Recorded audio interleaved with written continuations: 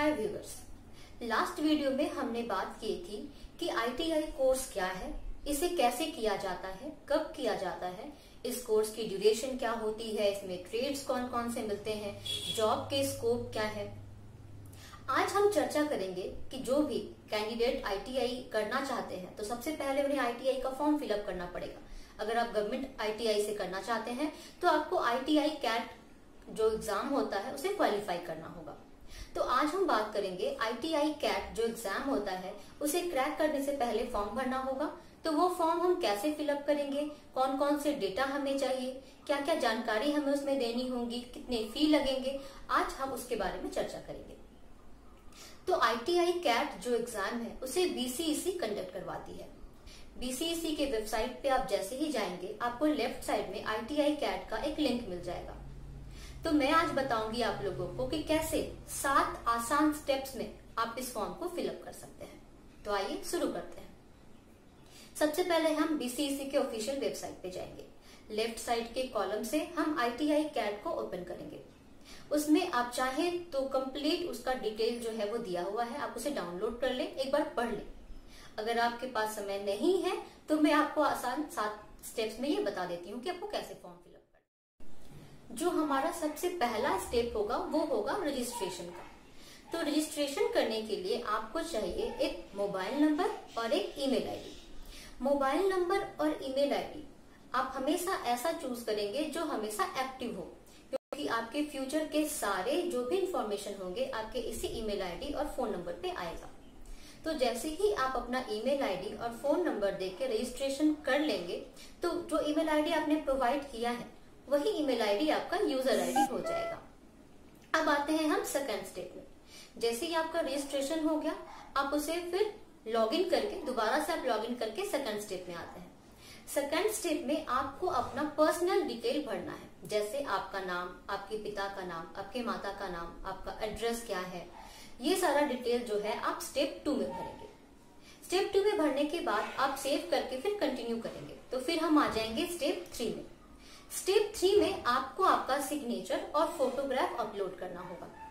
याद रखें आपका सिग्नेचर और फोटोग्राफ दोनों का ही जो साइज है वो 100 KB से कम का होना चाहिए। फिर हम आ जाएंगे स्टेप 4। स्टेप 4 में आपको भरना है अपना एजुकेशनल क्वालिफिकेशन। आपको पता है कि आप 10th के बाद आईटीआई कर सकते हैं, तो मिनिमम क्वालिफिकेशन जो है वो 10th है।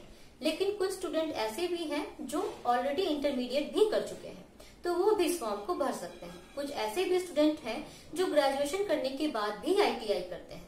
तो आपकी जो भी एजुकेशनल क्वालिफिकेशन होगी वो आप भरेंगे स्टेप 4 में। स्टेप 4 में भरने के बाद आप फिर से सेव करके कंटिन्यू करेंगे।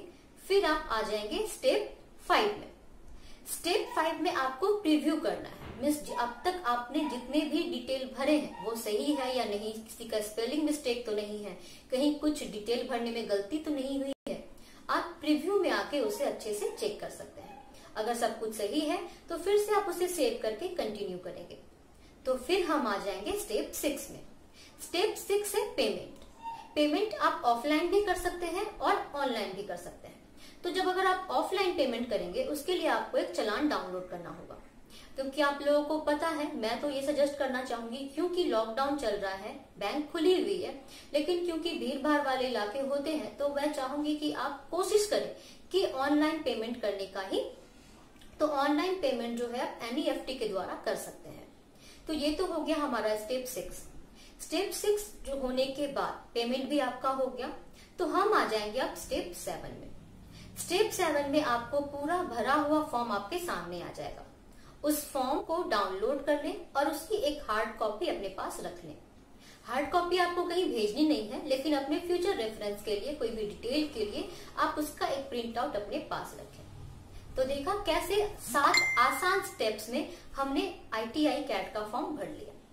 इसके अलावा अगर आपको कोई भी जानकारी चाहिए तो आप कमेंट सेक्शन में पूछ सकते हैं। तो मैं फी के भी बारे में थोड़ा एक बार और बता देती हूँ। अगर आप जनरल कैटेगरी से बिलोंग करते हैं तो आपकी फी है 750। अगर आप ओबीसी हैं तो आपका भी 750 ही लगेगा। अगर आप एससी या एसटी कैटेगरी से बिलोंग करते हैं तो ये फी आपके लिए हो जाएंगे 100 रुपए। अगर आप फिजिकली चैलेंज्ड हैं तो आपके लिए फी है 430 रुपीज।